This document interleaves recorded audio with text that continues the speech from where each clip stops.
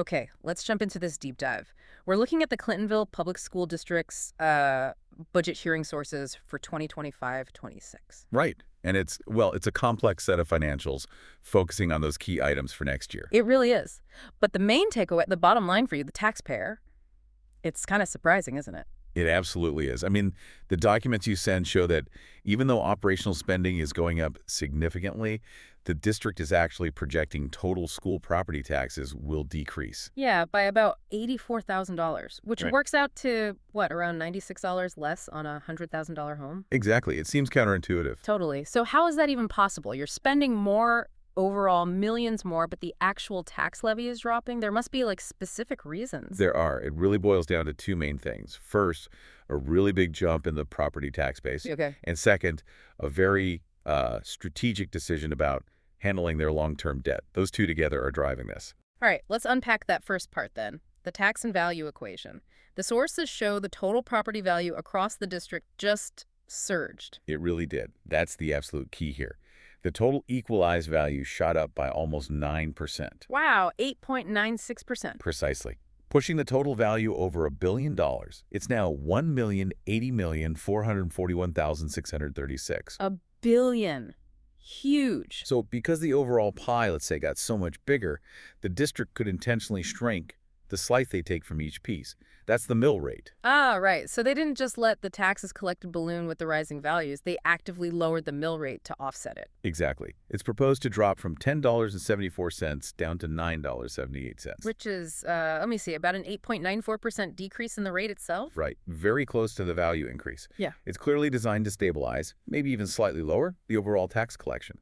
So homeowners feel that benefit from the higher values pretty quickly. Makes sense. It's a deliberate move. And, the sources also mentioned how they built this budget. Zero-based budgeting. Yeah, ZBB. That's a big shift in process. It means every department, every school, has to justify every single penny from zero, right? Not just tweak last year's numbers. Correct. No automatic rollovers.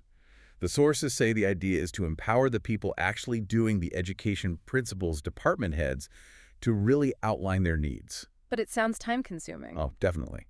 They acknowledge it's probably a 2 to 3 year process to get it fully implemented smoothly, but they frame it as necessary, sort of a short-term pain for long-term efficiency and clarity. Okay, so that's the discipline side. But even with that ZBBB approach, the General Fund Spending Fund 10, right? That's the salaries, programs, day-to-day stuff. That's the one. That's still up significantly. It is. Fund 10 expenses climbed by nearly $2 million, about $1.97 million.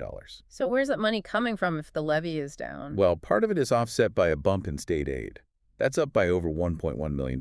Okay. But crucially, even with that aid, the district is planning for an operational deficit in Fund 10 next year, just under $1.3 million.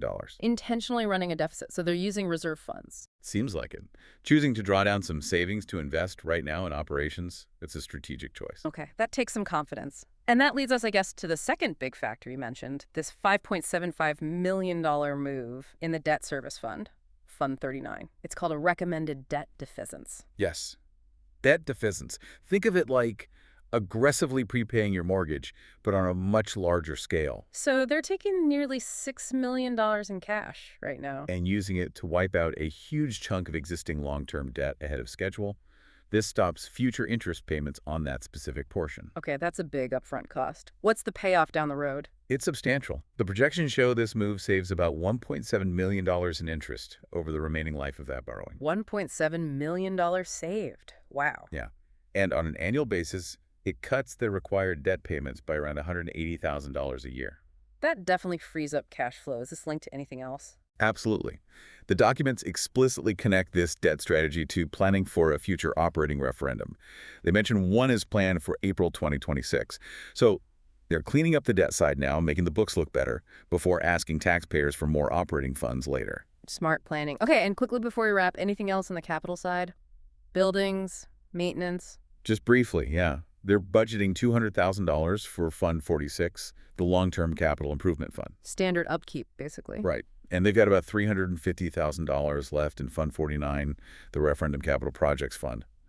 The plan is to use that for finishing up things like a bus garage and some sheds, necessary infrastructure. So keeping the facilities going while making these big financial moves. Exactly. It looks like pretty comprehensive planning. Okay, so to sum it up for you listening, Clintonville's 2025-26 budget seems defined by, well, a few key things. First, this unusual tax decrease, which is possible only because property values jumped so much. Right.